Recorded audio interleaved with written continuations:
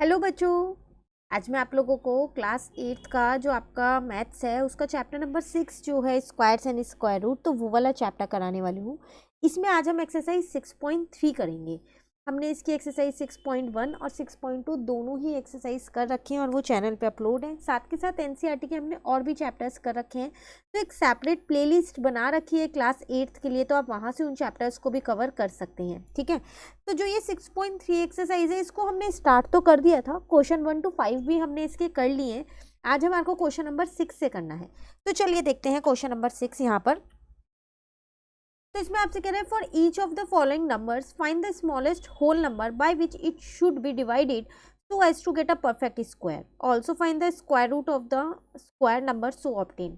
ऐसा एक क्वेश्चन हमने क्वेश्चन 5 लास्ट क्लास में किया था इसी एक्सरसाइज का, जिसमें था कि आपको कुछ नंबर्स दे रखे थे, वो परफेक्ट स्क्वायर नहीं थे, तो परफेक्ट स्क्वायर बनाने के लिए उसमें आपको कोई नंबर को मल्टीप्लाई करना था। बस ये भी वही सेम क्वेश्चन है, यहाँ पर मल्टीप्लाई की जगह आपको क्या करना है, डिवाइड करना है और कुछ नहीं करना है। पूरा जो क्वेश्चन आपने 5 किया है सेम वैसा ही क्वेश्चन है। तो देख के ये तो आपको पता ही चल गया कि जो ये वाले नंबर्स हैं ये परफेक्ट स्क्वायर नहीं है ना। तो ऐसा करते हैं, पहले इनका प्राइम फैक्टराइजेशन से देख लेते हैं कि कौन से नंबर का पेयर नहीं बन पा रहा है। तो अगर मैं 252 की यहाँ पर बात करूँ तो ये 2 की टेबल से डिवाइड होता है 126 पे, फिर ये 2 की टेबल से डिवाइड होता है 63 पे, फिर ये 3 की टेबल से डिवाइड होता है 21 पे, फिर ये 3 की टेबल में 7, देन 7 1 जा 7। तो 252 की अगर मैं प्राइम फैक्टराइजेशन देखूं तो 2 इंटू 2 इंटू 3 इंटू 3 इंटू 7 हो गया। अब अगर आप ध्यान से देखें, इसका पेयर हो गया, इसका पेयर हो गया, लेकिन इस 7 का पेयर नहीं हुआ। तो क्वेश्चन नंबर 5 में हमने क्या किया था, इस 7 के पेयर बनाने के लिए एक और 7 से लेफ्ट हैंड साइड और राइट हैंड साइड में मल्टीप्लाई कर दिया था, लेकिन इस बार क्वेश्चन में डिवाइड करने के लिए कह रहा है। तो अब आप क्या करो, यहाँ दोनों साइड पे 7 से डिवाइड कर दो। तो बस यही ध्यान रखना है, जिसका भी पेयर नहीं बनेगा ना उनको सिर्फ डिवाइड करना होता है। तो आपको यहाँ लिखना है 7 हैज नो पेयर। ठीक है, तो देयरफॉर 252 मस्ट बी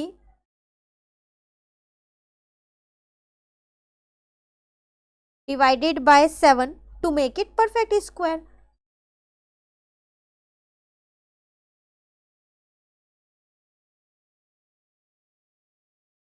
ठीक है ना, तो मैंने 252 को 7 से डिवाइड कर दिया।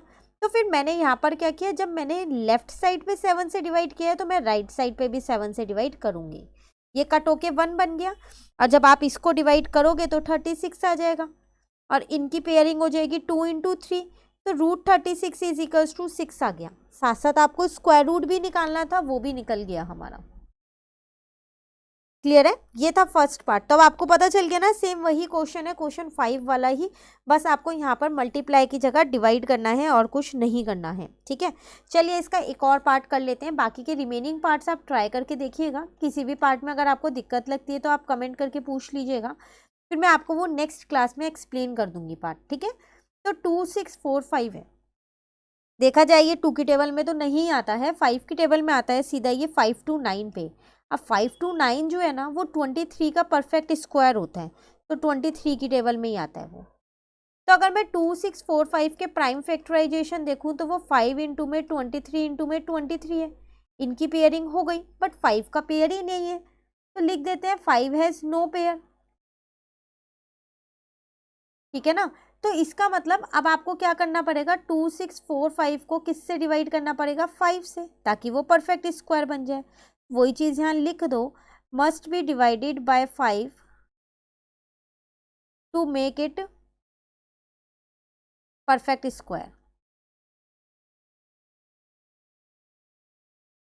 ठीक है, तो अब 2 6 4 5 डिवाइडेड बाय 5 कर दिया यहाँ पर, और यहाँ पर कर दिया 5 इंटू में 23 इंटू में 23, और इस 5 से डिवाइड कर दिया, ये कट हो गया।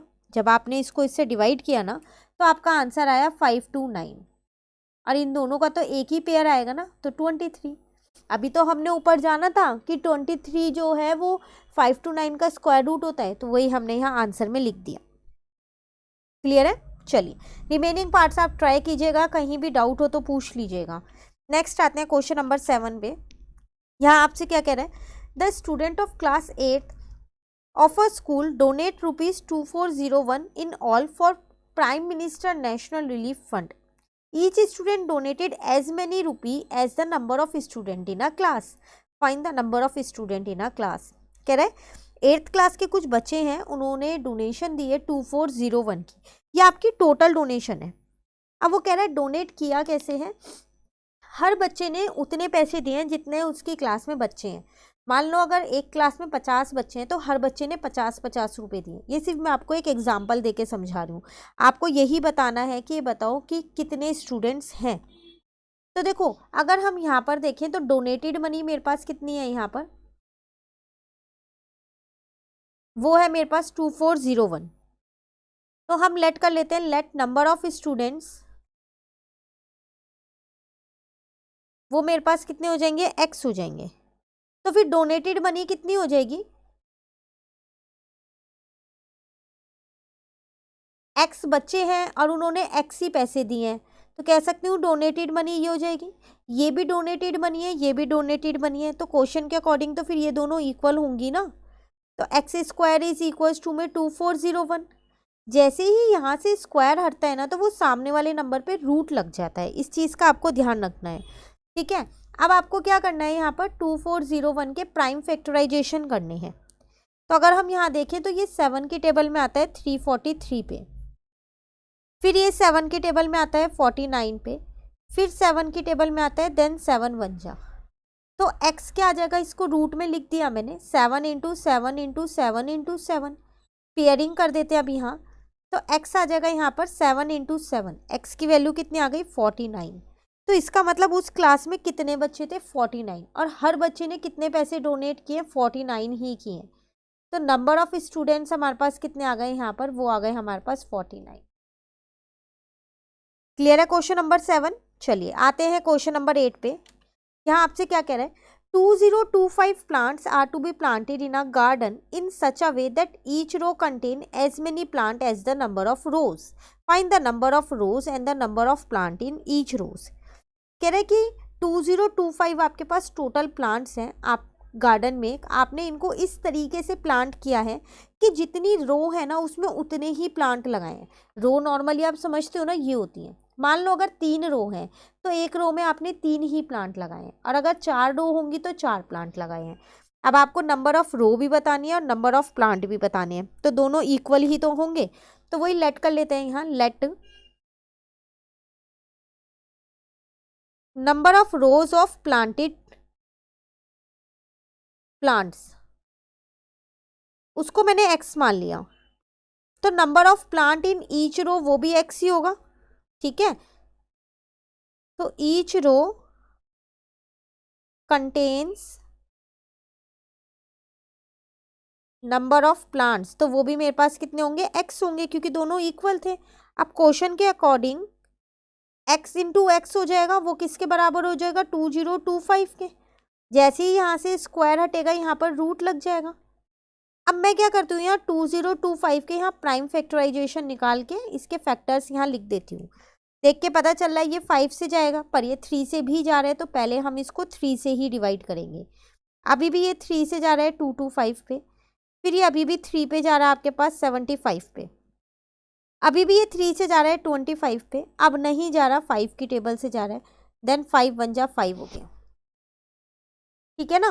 तो अब इन प्राइम फैक्टराइजेशन को मैंने यहाँ पर रूट के अंदर लिख दिया, 3 इंटू 3 इंटू 3 इंटू 3, और यहाँ पर 5 हो जाएगा। पेयरिंग इसकी हो गई, इसकी हो गई, इसकी हो गई, तो रूट से बाहर 2 तो 3 आ जाएंगे और एक 5 आ जाएगा, तो 3 3 जा 9 हो जाएगा और 9 5 जा 45 हो जाएगा। तो इसका मतलब number of rows and number of plants in each row is equals to 45। Clear है क्वेश्चन नंबर 8। चलिए आते हैं क्वेश्चन नंबर 9 पे। इंपॉर्टेंट क्वेश्चन है 9 एंड 10, वैसे 7 8 9 10 चारों ही इंपॉर्टेंट क्वेश्चन है, अक्सर एग्जाम में ऐसे क्वेश्चन आ जाते हैं, तो आप अच्छे से कर लीजिएगा। इस क्वेश्चन में कह रहा है find the smallest square number that is divisible by each of the number 4 9 and 10। ऐसा एक छोटा स्क्वायर नंबर बताओ, सबसे छोटा, जो इन तीनों से डिविजिबल हो। तो सबसे पहली बात ना, मुझे इन तीनों का एलसीएम चाहिए। तो अगर मैं यहाँ पर 4, 9 और 10 का एलसीएम निकालूं तो ये 2 की टेबल में 2 पे आता है, 9 नहीं आता, ये 5 पे आता है, 2 की टेबल में 1 पे आता है, फिर ये 3 की टेबल में 3 पे आता है, ये 5 ऐसी है, फिर ये 3 की टेबल में 1 पे आता है, ये 5 ऐसी है, देन ये 5 की टेबल में 1 पे आता है। तो एलसीएम अगर मैं यहाँ देखूँ, एलसीएम ही क्यों निकाला, क्योंकि स्मॉलेस्ट स्क्वायर नंबर की बात कर रहा था, इसीलिए जब भी स्मॉलेस्ट की बात करते हैं तो हम एलसीएम ही निकालते हैं, ठीक है। तो एलसीएम ऑफ 4, 9 एंड 10, तो वो हो जाएगा 2 इंटू 2 इंटू 3 इंटू 3 इंटू 5, ठीक है। तो 2 5 जा 10, 3 3 जा 9, 2 जा 18, तो 180 आ गया। क्लियर है। अब अगर मैं 180 के प्राइम फैक्टर्स देखूं, क्या ये परफेक्ट स्क्वायर है, क्योंकि मुझे स्मॉलेस्ट स्क्वायर नंबर चाहिए ना। तो प्राइम फैक्टर ऑफ 180 अगर हम यहाँ देखें तो वो क्या हो जाएंगे हमारे पास, अगर मैं यहीं पर ही निकाल लूँ 180 के भी, तो ये 2 की टेबल में 90 पे आता है, फिर ये 2 की टेबल में 45 पे आता है, 5 की टेबल में 9 पे आता है, देन 3 3 जा और 3 1 जा, तो 2 इंटू 2 इंटू 3 इंटू 3 इंटू 5। ध्यान से देखो, इनके तो पेयर हो गए पर 5 का पेयर नहीं हुआ, तो इसका मतलब 180 मेरा स्क्वायर नंबर नहीं है। तो हम यहाँ लिखेंगे पहले 5 हैज़ नो पेयर, तो इसका मतलब 180 में 5 से मल्टीप्लाई करना पड़ेगा लेफ्ट साइड और राइट साइड, तभी वो परफेक्ट स्क्वायर बन पाएगा, जैसे हम पीछे क्वेश्चन 5 करके आए थे, है ना। तो यहाँ लिख देंगे देयरफॉर 180 मस्ट बी